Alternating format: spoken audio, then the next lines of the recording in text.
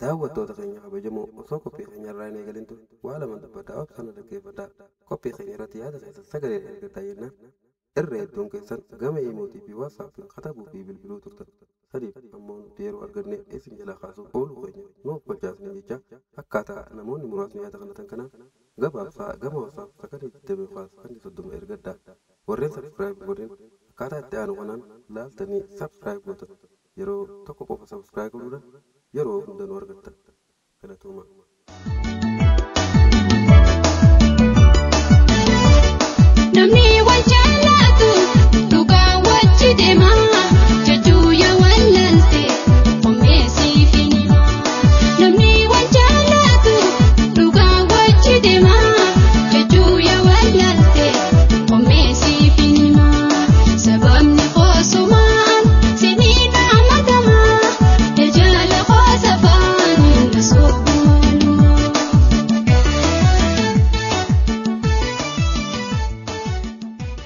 Boonaa fi ibsaan har'a akka waan ammuma bararuu deemanii tokkotti baay'ee babbareedanii mooraa mana ibsaa fa'aa keessaa dhugaatii lallaafaa tokko keessummoota gaggeessaa ibsaa irratti akka argamaniif afeerrataniif qopheessaa mana isaanii kana akka ajaa'ibatti babbareechanii osoo eegan amma yeroo laakanaa keessa namoonni wal duraa duubaan dhufanii mana keessa seenanii nyaataa jiran.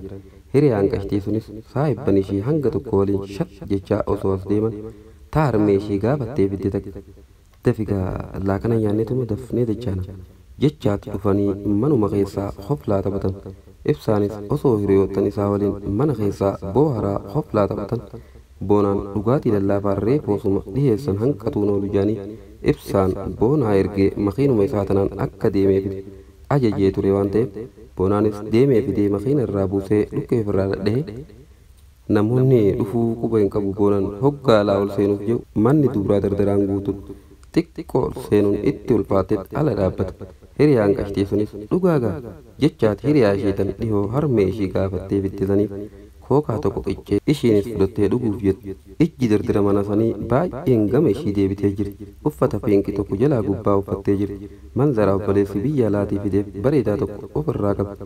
Ishiinuu bareedduu tokko tana gubbaan hoggaa akkasitti tottolfatte fa'aa hin gaafatan. As garagaltus namuma ishii ilaalu garti. Achi garagaltus namuma ishii ilaalu garti.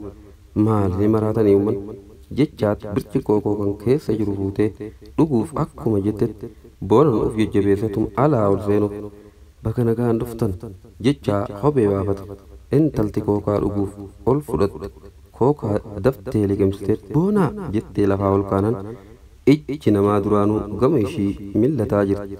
Ishii sagalee ol baaftee dubbatte maal gaafattaree ka irraa libsatelleen irrumatti deeffatee intaltinis gama boonaas fi hayileelu je'een boonaanis huhudhamaa hedduu kaanfataatu intala fiidee itti maramee rabbiin ajaa'iba qaba. Wal nu agarsiiseemi osoo nuti hin jaalatin jechaat nagaa wal gaafatanii gattatta'an. Intalti bakka boonan taa'u malee jetteetu boonaa jalachi hiiti. Boonaanis qaanfachaatum xiqqoon dura siiqa.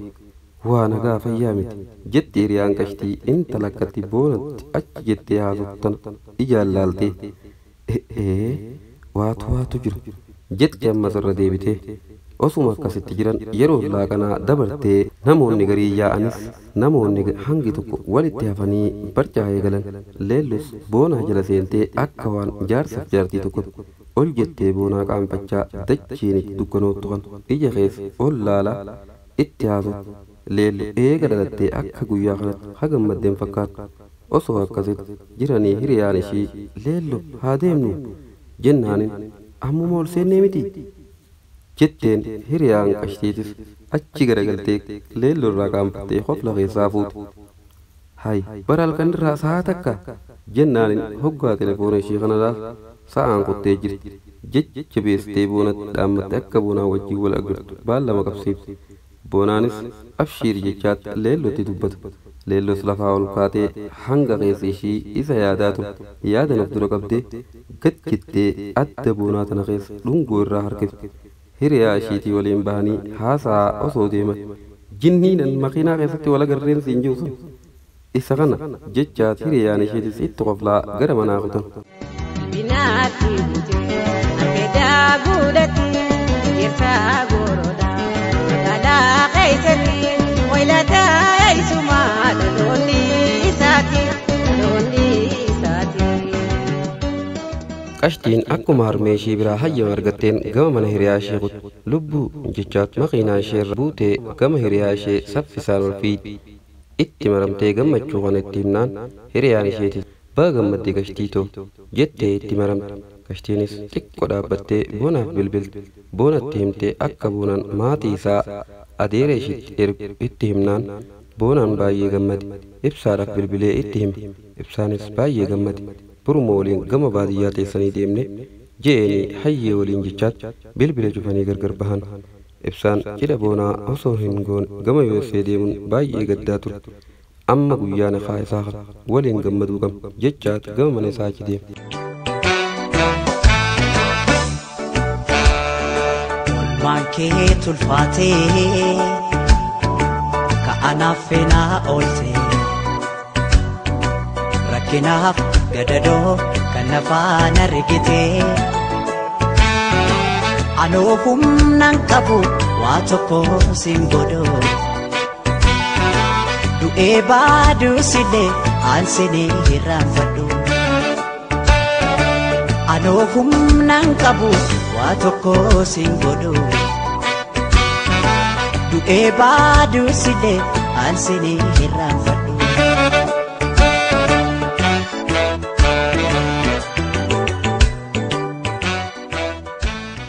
Boonaa fi Ibsaan deemanii baadiyyaa isaanii waliin dhaqanii achuma bulanii harmee boonaatii fi abbaa Aliyyii fuudhanii gama mana adeera Qashtii dhaquudhaaf gama Adaamaa ol deebi'an.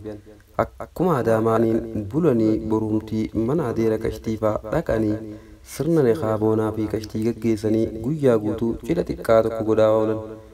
Qashtiin jiruu ishee keessatti gammachuu akka guyyaa kanaa kan gammadde hin fakkaatu. Harmee boonaatis dubbiftee maatii boonaatii fi maatiin Qashtii ijaan wal arguu baatanis sagalee waliin haasa'anii wal baranii boonaa fi Qashtiin jaarsa fi jaartii halaalaa ta'an. Qashtiinis amma gama Oromiyaa deemuuf karoora torbaan lama boodatti qabatte. Boonaa fi Ibsaan abbaa Aliyyiitii fi harmee boonaa ganama waan isaan fedhan hundumaa bitanii fi gama baadiyyaa qajeelchanii osoo gama manaa as deeman Ibsaan akkana jedhaan boonaa meeratti odeessu intalti Qashtiin dhiyoo tanaa sun eenyu je'aan Ibsaan eessan wal beeytan je'aan ammas irra deebi'ee boonaanis sodaatatuma itti hima akkamitti akka wal baranii fi waan jiru hunda itti himee akkana jedhaan intaltiin an sittin fuudha jee dhihoo dubbadhe sun isheeti silaa carraa qabaattee xiqqoo as turte imala gootituma sitti fuuna akkam jetti silaa ishiin jennaan Ibsaan ija tana keessaan biiftuu matii jalatti fakkaata anuu natti bareedde eegumaatiin niqaa godhatte kana lubbuun fuula na qajeelte jennaanin akkas taanan guyyaa afurtuu siif hafeemi hanga kana keessatti yoo nuuf mijate itti dubbanna akkam jetta je'aan boonaan. Ibsaanis xiqqoo keessa isatti gammadaatti silaa akkas taate taateemi je'aan akkami silaa ishiin taateemi jennaan akka ajaa'ibatti malee dhaabbataanis biiftumati yaami inumaa kanuma Ameerikaa tanarraa hoo hafanii fuudhuu bar sanuu ijoolledha je'aan Ibsaan. Lakki yoo ati deemtillee anumaatu mala godhee walitti isin hidha malee jennaan boonaan. Ibsaanis meenuma yaallaga je'eeni hayyee boruma tanaahu akka wal agarruun godha jechaatu gama manaa achi deeman.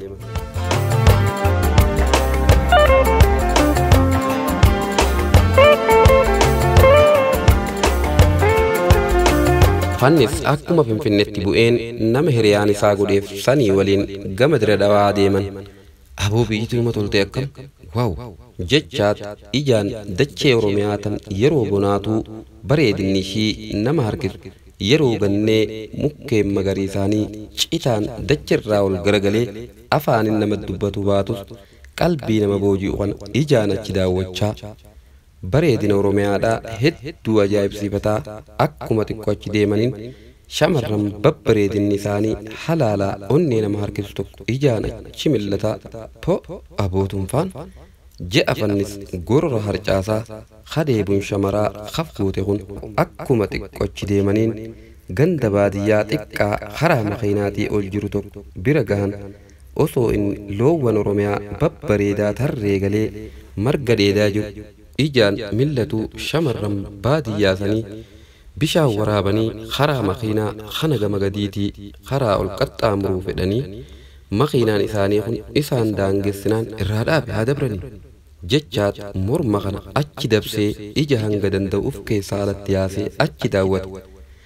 Osuma karaa ol dabartu hunda ijaan gaggeessutti takka duubaan dhuftee magaallee ilkaan kaarruu tan morma kan xiqqool dheeratu takka hoddaa bishaanii matarra kaa'atteet harkaan gallakkifattee qab jechaa kophee shaaftii takka lafarra harkisaa achi dabruuf karaa walakkaa geesse. Annisis ta dabarte hundaahuu akka waan tiraafika ijoollee iskuulaa baatu karaa dabarsutti ijaan dabarsaa turte. Tadhumarraatun qalbii bira kuttee onnee isaa harkifte. Waaw! Ja'a kurfaa qomarraa haa akka burtukaana bilchaatetti tolee qoma ishirraa bareedu kan ijaan achi millatee booda osoo hin dura kanaahuu laalee hin quufin ishiinis karaa ol dabartee fannisis morma kanaan achi hiixateet shufeertichi isaa oliin taa'u kanarraan daawwii itti fufe. Aboo akkamitti hurgufte! Ja'a fannis yaadan intala jala badee shufeertichi isa cinaa taa'u kanallee irraanfatee shufeertichinis dheebuma dhalaatu kana godha jechaatuma uf keessatti qoflaa xiqqorraa qaanfatee fannisis irraa as jennaan turtee eega biyyaa baate je'een shufeertichi. Wayi arraaboo isinuun dhalannee gaafa nan biyyaa deemu jennaanin akka miree fuutee jennaan maalin fuudha nin fuudhame malee je'aan fannisis osuma achi deemaniitti ganduma mucaa isa fuudhee deemuu kanatti bu'aniitti asuma jiran gandi isaanii achirraa fageenyaan gara kiiloomeetira 350 of duuba fagaatti. Hanga 7-2 asuma sibira turee walumaan uf duuba dachaanii baadiyyaa teenya san dheeynagaa makiinaa teetanas baasii ishii anumarra jechaanit hayya abshiir ja'an mucaan isaan deemu kunis fannisis magaalaa Dira Dawaa tana keessa amma gara 7 turee jira. Gama baadiyyaa isaanii deemuuf karoorfatanii deemuuf ja'an.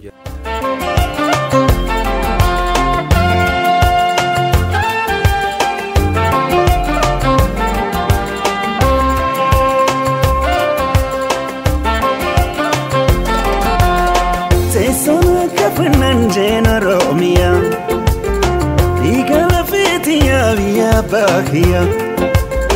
Tesona kafananjen Oromia, igala fitiya via bahia. Mi abba manendalato, yanka ba kanabosiftu. Onetia, tirutia, anafis Oromia. Oromia, Oromia, Oromia, Oromia.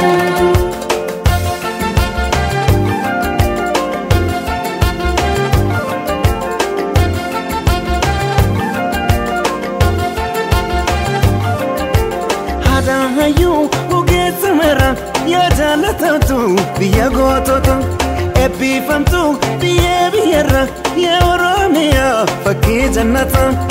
Anan kanke adil mikedu fanjira amasitu salamata. Anan kanke tokichi kedu fanjira amasitu salamata. Kana jabaa daatti faasin jenna YouTube channel keessan hedduu isin hordofaa waan ta'eef akka nullee haalaan nuttalee isin daawwannuu fi akka isin faana buunee isin hordofnu kana caalaa isinirraan eenna jabaadhu wanta hedduu baay'ee tokko nama gammachiisuu fi namatti tolu dalagaa jirta. Qopheessitoota qophii jaalalaa kabajaa fi jaalalli qabnu akkuma jirtanitti qilleensarraan dambalee isin bira haa ga'u jechaa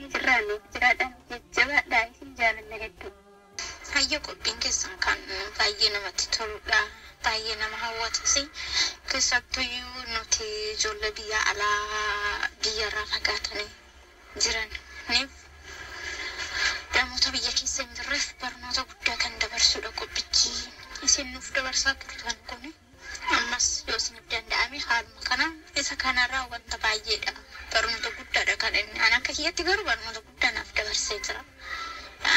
Jaalalli dhugaa yoo jiraate fageenyis akka nama addaan hin baasne. Deebisiiti immoo namni dhugaadhuma wal jaalatee too jaalala qabu namnis gidduu namaa seenedhaaf akka gargar hin taane kan nama barsiisudha. Ammas qophiin biraan qabdan fakkaata. Haaluma kanaan itti nuuf fufaadha sin jedha. Nutis immoo hordoftoonni keessan daawwattoonni keessan duuba keessan jirraa isin jajjabeessinaa jabaadha itti nuuf fufaadha. Halkan gaarii isiniif haa ta'u nagaan bulaa. Himeetu waan feetu baay'ina bineensa maala yaalme namaa maala yaalme oromoo bineensa gaaraleetu na jira yaannisa mukkeen gaara keenyaatu na jira yaannisa bishaan laggeen keenyaatu na jira yaannisa laga awaash guddaatu na jira yaannisa warra keenyaatu na jira yaannisa ilu abbaa booraatu na jira yaannisa baalee gobbaa keenyaatu na jira yaannisa jimaa baajee faariitu na jira yaannisa wallaggaana kamteetu na jira yaannisa walloo kaamiseedhaatu na jira yaannisa shawaa finfinneedhaatu na jira yaannisa harargee bal'oodhaatu na jira yaannisa arsii asalaadhaatu na jira yaannisa sidaamoo dillaadhaatu na jira yaannisa nageellee booranaatu na jira yaannisa bishaan biyya kiyyaatu na jira yaannisa oromiyaa bal'ootu na jira